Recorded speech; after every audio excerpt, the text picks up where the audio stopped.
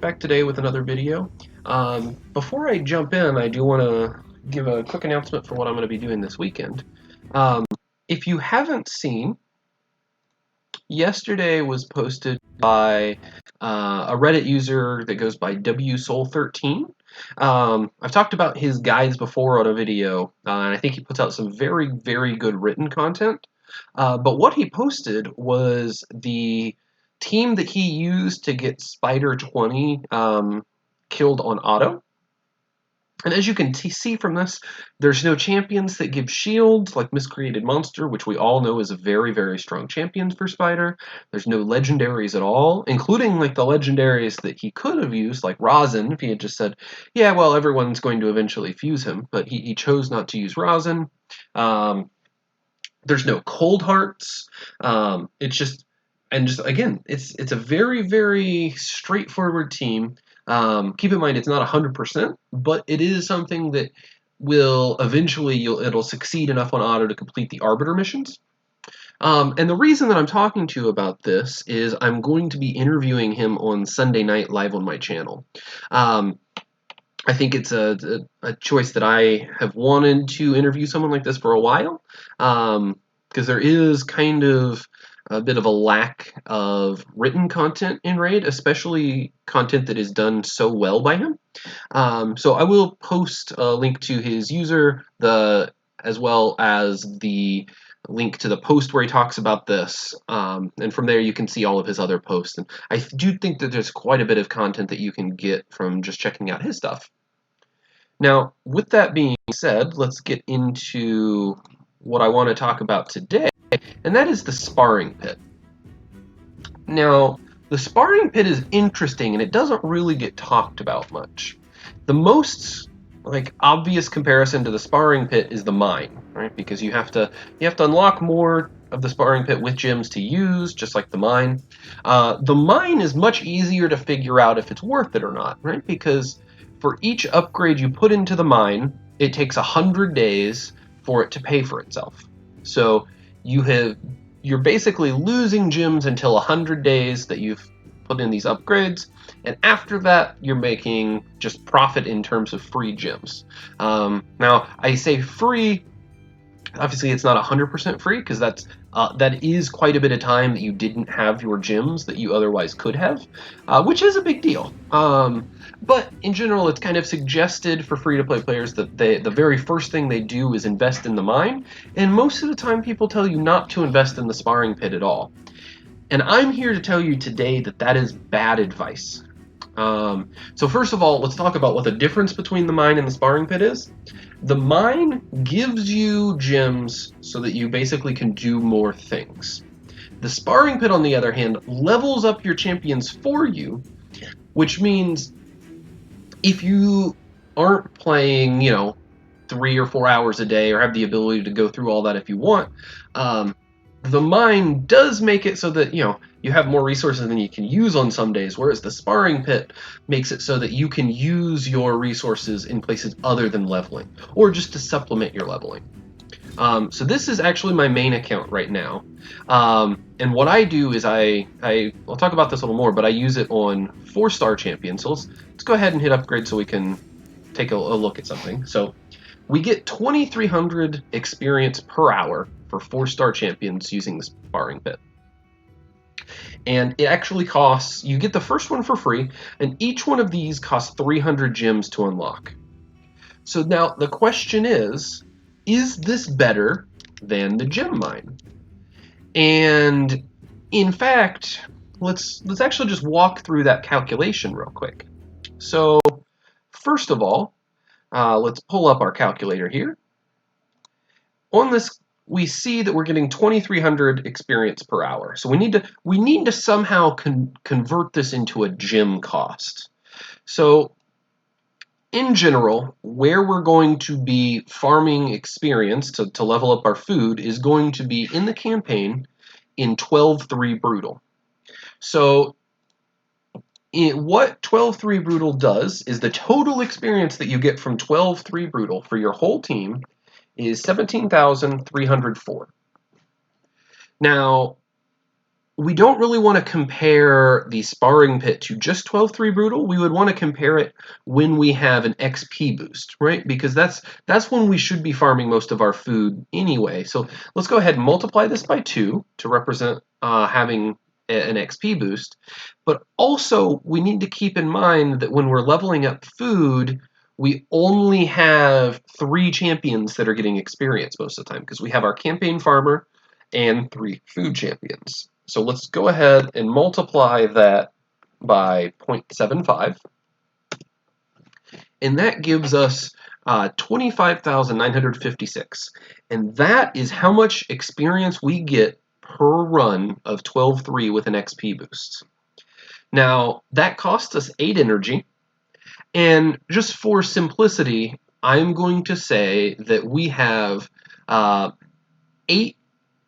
So that's 8 per energy. We can do that 16 times on an energy refill, right? Because 8 by 16 is 80 plus 48, which is 128.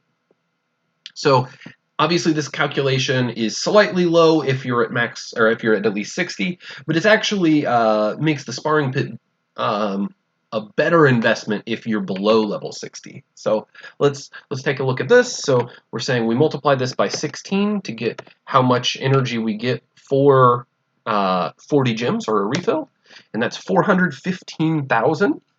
And now we know from before that it costs 300 gems to get the slots 2 through 5 in the Sparring Pit.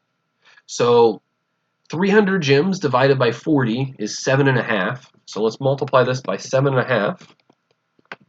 And that means that to be equivalent to 300 gems, a single Sparring Pit slot needs to generate us 3.1 million experience.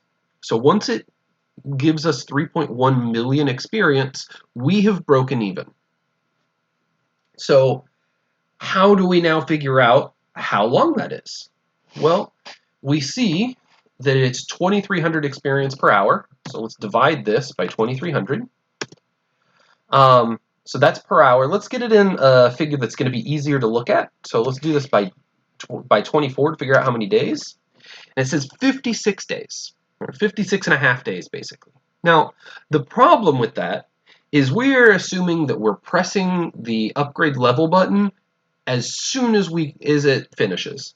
And that's pretty unrealistic. So, in my eyes, it is not unrealistic for us to be saying that, we can make decisions such that the Sparring Pit is running, let's say, 2/3 of the time. So, right, 1/3 of the time it's just sitting here idle, not giving any experience to our champions. So let's divide this by 0.667. It could go further, but it doesn't actually matter. And 84.59 days. So in basically 84 and a half days, a single Sparring Pit slot pays for itself. Which, if you're keeping track, that's 15 days faster than the gem mine. So, to me, if I were a new player and considering this, I would much rather have the Sparring Pit for, multiple reasons, right? First of all, it pays for itself faster, but also having the Sparring Pits fully unlocked means that you are getting extra benefit for when you're not playing, which it's just a quality of life increase, right? So for the gyms, it lets you, try to get more resources and events and stuff like that. Whereas unlocking the Sparring Pit just makes your life a little bit easier, right? It makes it so that you are getting extra resources for, logging in a few times a day. So if you can log in, once in the morning when you wake up, and then at lunchtime, and then around dinner, and then before you go to bed, you will pretty easily be able to keep this at 2/3 capacity at least for how often it's running, which means you're going to get more benefit by putting your gems here. Now, some quick advice for using the Sparring Pit, because like I said, I like using 4-star champions, and I'm just the kind of person that I want to do all 5 of these, because then when this finishes, I upgrade them to 5-star, and then this is now enough food to create a new 6-star champion. So I think that's, for me, it's just nice to keep track of, because as soon as this all finishes, oh look, I have a new 6-star champion. But let's take a quick moment to see how much time it actually takes. So I've gone through and I've run for several different numbers of how long it would take for running 12-3 a few times. And we actually see that even getting to 15 is probably not quite enough, because this is about a fourth, so this is going to be about 2 hours to finish this, which what I do is I get them to around level 20 from running 12-3 whenever I have XP boost, and then as soon as this finishes, I can throw them in at level 20. Because if you just throw in a level 1 champ for 4-star, it only takes 40 minutes to level it up, and it doesn't ramp up all that quickly in the amount of time that it's going to take. So to use your time efficiently and not have to log in constantly to use the Sparring Pit, I would highly suggest you actually level up your 4-star champions to around 20 or so, and then keep them there so that when you finish out an entire row of the 4-star champions, then you have less time that you have to worry about logging in when you put your new set of 4-star champions in.